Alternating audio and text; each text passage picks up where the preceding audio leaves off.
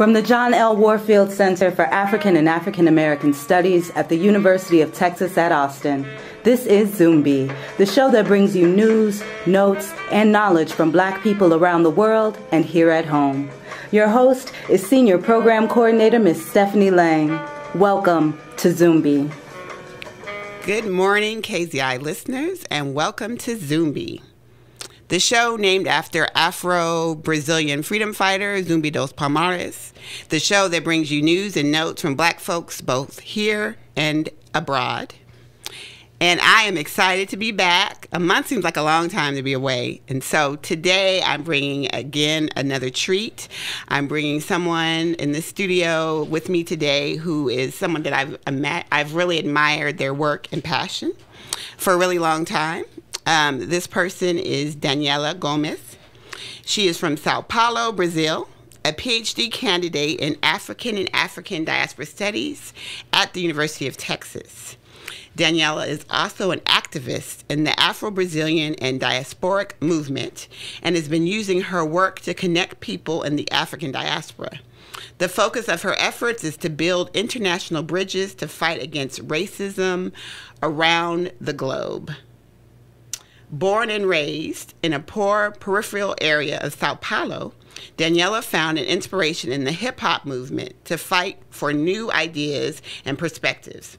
In her research, Daniela has been observing the role of the hip-hop movement as a tool of empowerment for Afro-Brazilian youth. And with all that, bem-vinda. Welcome, Daniela, to ZUMBI. Muito obrigada. Bom dia. Thank you very much, and good morning, you all. So again, I'm really excited to have you on here. I've been following your work for a while, actually last month now. Daniela was part of an event bringing two Brazilian hip-hop DJs to campus to kind of talk about the hip-hop movement in Brazil. And so, again, I've been kind of following your work and have a lot of questions. So we're really glad that you're here with us. So one of the things that I really like to ask my guests on ZUMBI is, there's always a story behind what we're doing. Like there was always a journey to get you here. And you're very kind of open about that journey for you. So to start with, if you could talk about your journey to activism and hip-hop. Yes, again, it's a pleasure being here. And my journey, it's kind of a journey of a lot of people from my generation in Brazil and my age.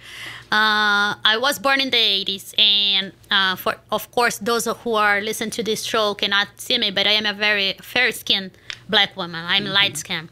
And in Brazil, that is very complicated because Brazil has a system of pigmentocracy, which means how darker you are going to suffer more racism. But it's not only colorism, because how lighter you are, you can be everything else less Black if you decide to. So you are not going to be treated as a white person, but you are going to be not that Black. So you can be moreno, mulatto, clarinho, whatever people want to nominate you to less Black, because being Black is bad. And this is all part of the racial thought in Brazil, how that was constructed first through miscegenation, how miscegenation was actually used as a way to whiten the country. So Brazil paid for people to immigrate to Brazil in the late 19th century to mix with Black people, because Brazil, for those who don't know, has the largest second Black population in the world. First in Nigeria, second is Brazil, first of outside Africa. And Brazil was the country that received more African enslaved people in the world. Can we say that one more time for the folks in the back? Brazil was the country that received more African enslaved people in the world, and the last country to emancipate slavery in the world. Wow. So why I'm saying that? Because that impacts directly my trajectory. Brazil, just to give an example, only the state of Rio de Janeiro received the whole contingent of Black bodies that the U.S. received, the whole U.S., the 13 colonies. Wow. So and especially because the proximity between Brazil and West Africa, so they were not even concerned about enslaved people's lives, because it doesn't matter to them how many people would die, because they could just bring more people back. But when slavery ends, Brazil has a huge population of black people, right? And they need to deal with that, because actually after slavery, Afro-Brazilians were already more than white people, were already the majority, because Portuguese colonizers killed the indigenous people as much as they could. And we also we still have a indigenous population, but it's very reduced from the amount that we had before colonization. But they could not do that with black people, because we were a lot of people. And of course, because Brazil was not a settled colony, a lot of miscegenation was already going on during slavery through rape of Afro-Brazilian and indigenous women. So we were already a majority there.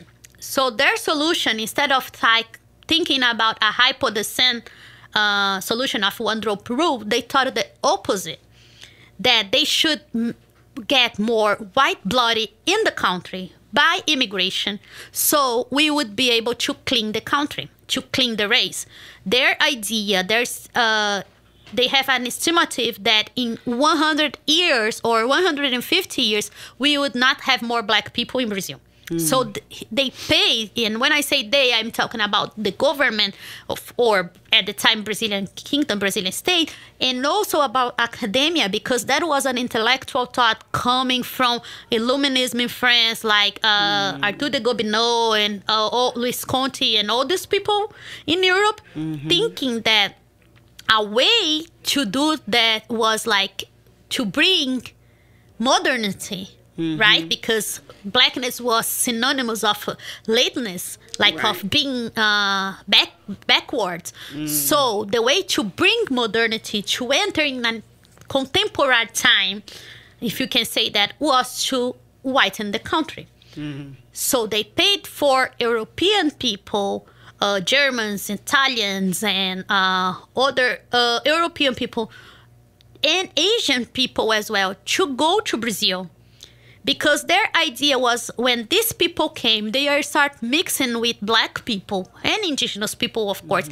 And their kids are going to be lighter, and the kids of those kids are going to be lighter and lighter and lighter.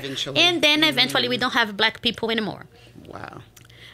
And that wasn't the end of the 19th century. But in the beginning of the 20th century, we had another racial thought in Brazil, created by a man named Gilberto Freire, that says that actually we should not be ashamed about blackness in Brazil, because what makes Brazil special is the mix of three races.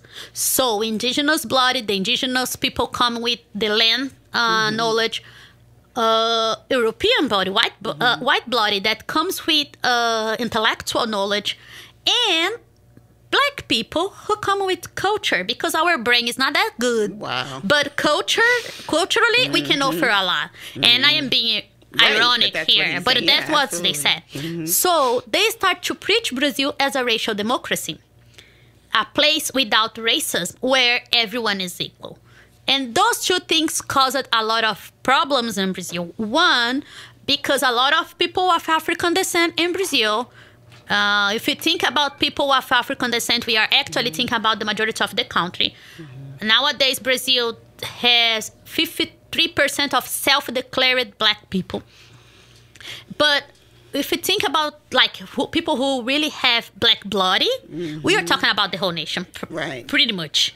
But of course, because we don't have hypodescent there, a lot of white people are not considered black. They will never be considered black. But for American U.S. standards, they would be black because they have black body, black blood. And the other thing, it's like, there is no racism in the country. We are all mixed. Because we are all mixed, nobody's suffering racism. When we know that it's not true. And were never true, because black folks always suffer racism. But that put people like myself and my family in a limbo. Because we are not white. And clearly we are not white, but we are not that black. And we have mobility to hide our blackness, in a sense that we can clean our race. So if in the late 19th century, Brazilian government was telling people that they could clean their race if they got married with white people, imagine what that was doing to my grandpa, who was a illiterate man from the northeast of Brazil, who was born in 1913 as a black man. Right. And had the notion that he could clean his race. And this is something that actively the government is saying. Yes. It's on documents, Mm. right? We almost don't have slavery documents of Brazil, because after slavery was abolished in 1888. In 1889, when the Republic was declared in Brazil, they burned all the documents because they were scared that the masters could ask for indemnization. So they burned it. So we cannot go anywhere back in the past unless you know any relative who told you the story, because there is no data at all. So imagine that slavery was abolished in 1888. So my grandparents were born in 1912, 1913. That means less than 50 years after slavery. How that impact my family? Because being black is bad, and you can make your family white. So you are going to make your family white as much as you can, right? So my grandfather actually preached that for the whole family. You have to clean your race. You have to become white. So don't get married with black people. Black people are bad. We have to become better and better. And that was the way, not that the way that I was raised, because of my mom's family. I have people with complexion that are darker than my dad's side. And my mom was considered by my grandpa as black as well. So even my mom herself had some issues with marrying my father, because my grandpa on my father's side was saying, hey, you need to clean the race, right? So when we were born, and I say we because I have 3 siblings, we knew we were not white. We were suffering racism all the time, but we didn't know we were black. We didn't know we were black because nobody was telling us, hey, you are black. And that's the reality of a lot of brown-skinned black people in Brazil and light-skinned black people in Brazil. Because they have the featuring of blackness. They are black. They are not entering in any privilege of white privilege, although they have some crumbs that white people give to them, but they don't realize their blackness. And I contextualize all this, and sorry it took a long time. No, this is really helpful. But what happened, it's like, okay, when I was 12, I got in contact with hip-hop. It was hip-hop that gave me that conscious of my blackness. Okay. And this is a wonderful place to take a break. We'll be right back. All right, we are back with Daniela Gomez, an activist and I'll say scholar, absolutely scholar. Just kind of some illuminating information about, I guess, identity formation in Brazil. And it's just so important thinking about the diaspora. We need to know these stories, right? It's important for us to know about our communities throughout the diaspora. So I'm just so grateful to have you here. And to continue, you're starting to kind of talk about kind of just the basis of kind of the formation with racial identity and your own personal journey that it's kind of brought you to hip hop. So yeah, so pretty much what I was saying is that Brazil has white, Brazil has black and dark-skinned black people. And in between, there is a bunch of people that can pretty much enter in any category that they feel so. Nowadays, the Brazilian statistics system has like 5 categories of color that people should include. So white, red for indigenous, yellow for Asians, and brown and black for black Brazilians, for Afro-Brazilians. So the brown that I am talking is not like brown people or people of color like in the US. I'm talking about light-skinned black people. So those two categories, what they call pardo, that would be like the envelope color, plus black, creates the black population in Brazil, the Afro-Brazilian population. Okay. Because they understand that light-skinned black people are just black people, but that's a whole new subject. So hip-hop started in Brazil in the 1984 officially, and I am a 81 baby. So when hip-hop was growing up, I was pretty much growing up as well. In the 90s, I was already becoming a preteen teenager, and I had a lot of questions on my mind because I was suffering racism. I was being called names. People were talking about my hair, my featuring. Oh, you have a foot in the slave house, or you have a foot in the kitchen, which for light-skinned black people in Brazil, it's a sign, a remind that you are a black person. Because you are light, but if slavery come back, it would be a slave of the room, of the bedroom. Which means, as we know, that those who are working in the house and the bedroom, especially for women, no matter if they were light-skinned or not, the chances of being accessible for rape absolutely was bigger than those in the field because they were like just there. Right. So that was always something. And with hip hop, like also, I came from a poor community, working class community, poor family, and in the periferia of São Paulo. Periferia is also known as ghetto. Ghetto. So I'm glad you mentioned that. So I read that as peripheral. Periferia. Periferia. Yes. Got you. So what happens in Brazil is the dynamic, like the inner city, the urban spaces are not for poor people. So it's reversed. So what you guys call the suburbs here would be the metropolitan area. Actually, in Brazil, that is where poor people live. So how close you are to downtown, you are going to be richer. And of course, whiter. So I came from that reality, and it's a reality of exclusion because we are literally far from everything. From my home to São Paulo downtown, I am like around 15 miles, 20 miles from São Paulo downtown. And that in São Paulo's traffic can mean 2 hours if it's not raining. Because São Paulo is one of the largest cities in the world, right? So it's a place of exclusion. And also, there is also a history of military dictatorship in Brazil. And Brazil, until that moment, was still considered a third world country with a lot of disparities. And like the richest person in Brazil was making money as someone from Sweden or Switzerland, and the poorest person in Brazil was making money as someone from one of the poorest African countries. So it's a huge cleave there, right? And hip-hop came exactly to tell us that. Hip-hop in Brazil is very political, and even it started among parties and black parties specifically. But it came soon with that idea of like, okay, we have to confront, we have to go against the system, we have to denounce. And then they were telling us, and when I say they, I'm talking about the artists, but actually pretty much hip-hop has a message independently of the artists that was like, hey, you are black. You are suffering this because you are black. And stop the BS. And go realize who you are, create your own identity, rescue your history.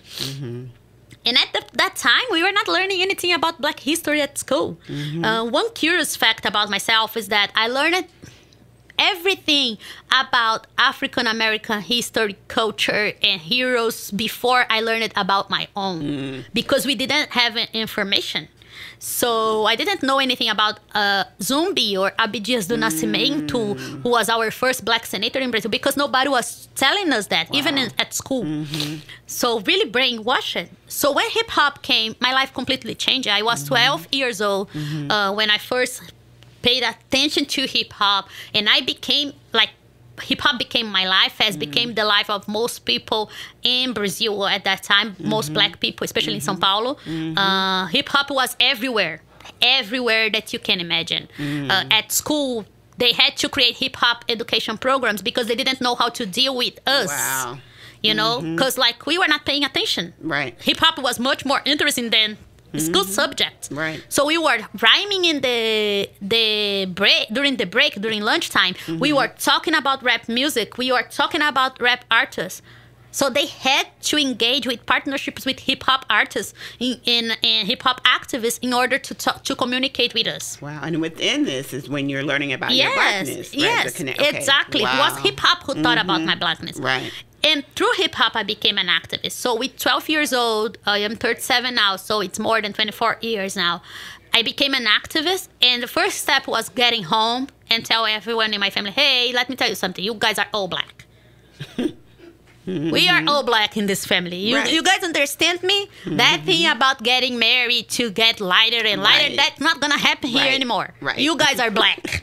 All right. But look at my hair. My hair, it's better because we have this idea of bad hair in Brazil. And we got the good hair here. Yeah. My hair is better. I said, no, you were still black. Girl, let me tell you, you are black. And that was like a shock to my family. Huge. Yeah. It was huge because first, that impacted my parents and my relationship with my parents and my grandparents as well. Wow. Yeah. Because I was a teenager telling them like something that they didn't realize until that moment. Even they experienced racism. And also, I was telling my whole family, hey, you are wrong. That thing that you are doing is wrong, is racist, and like you have to change. So how a teenager become that kind of voice in a family, and especially like in a very patriarchal, center male figure family, because like I came from a traditional evangelical family in Brazil. That means a lot. So that was like a life change, was an impact. And in that sense, since that day, that was 1994, my life was totally guided by that, by my activism. So later in college, as soon I went to, and I started like at the same moment, put like Tupac posters on my wall and like wearing shirts written like black is beautiful or 100% black. And some people, because of my complexion, used to ask me, why do you want to be black? No, I don't want to be black. I am black. Wow. I am black. I don't want to be. But you are so light. If you straighten your hair, you are going to look white. I said, white people are born with straight hair. If I need to straighten my hair to pass as white, that means I'm not white. Right. But at that time, nobody, not nobody, of course, but a few people with my complexion was declaring themselves as black. So for a lot of time, it was like a lonely journey. Because this was the 90s. That was the 90s. I'm talking about the 90s. I created a post on Twitter these days talking about our journey with my hair, because I started to straighten my hair. I was 7 years old. And hair in Brazil is a huge sign of blackness, because you can pretend a lot of things, but you cannot deny your hair, even if you are straightening it. So the idea of bad hair denounces a lot about the kind of racism Brazil is gonna have. A lot of white women who are constantly dating black men in Brazil, the first thing they say they are scared about is that their kids are gonna to be born with bad hair. How am I going to take care of this hair? So hair is a really way to denounce blackness for people like with my complexion or your complexion even. So I started to straighten my hair with 7, and we didn't have any hair products for ethnic hair, for natural hair, or for any hair.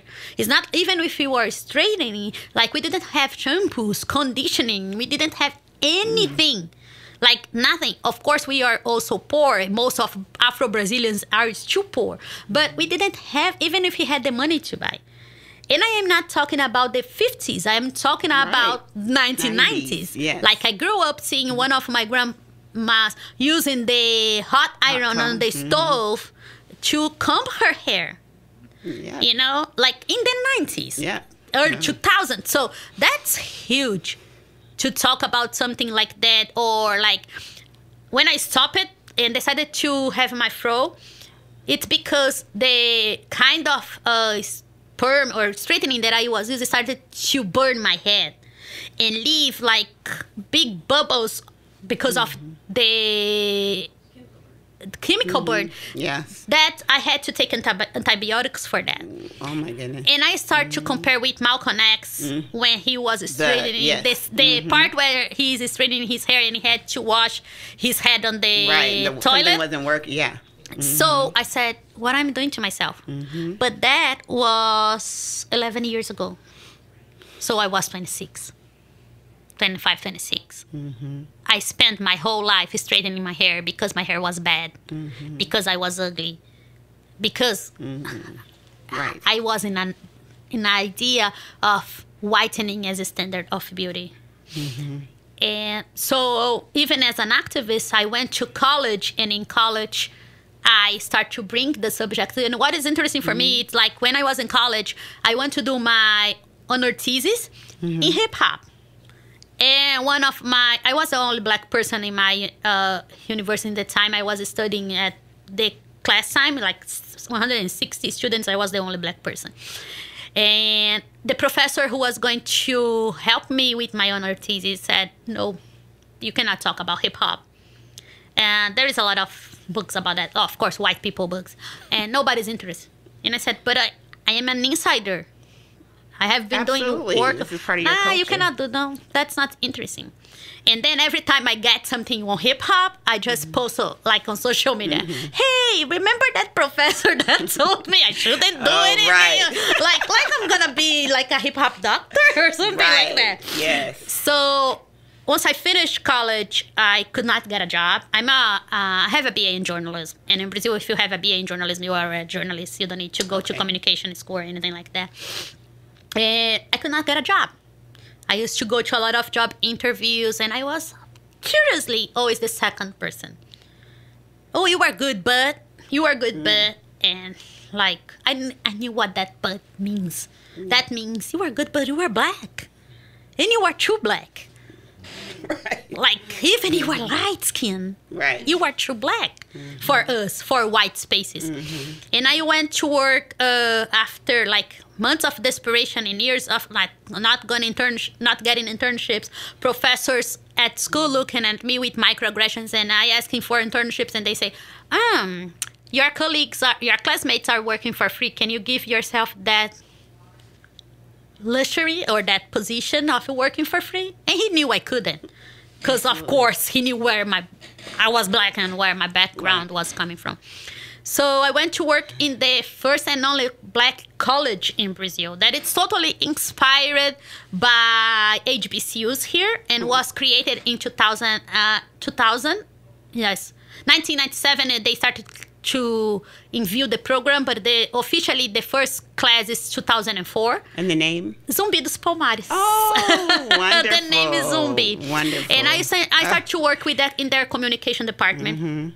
And I worked at that communication department for 6-7 years.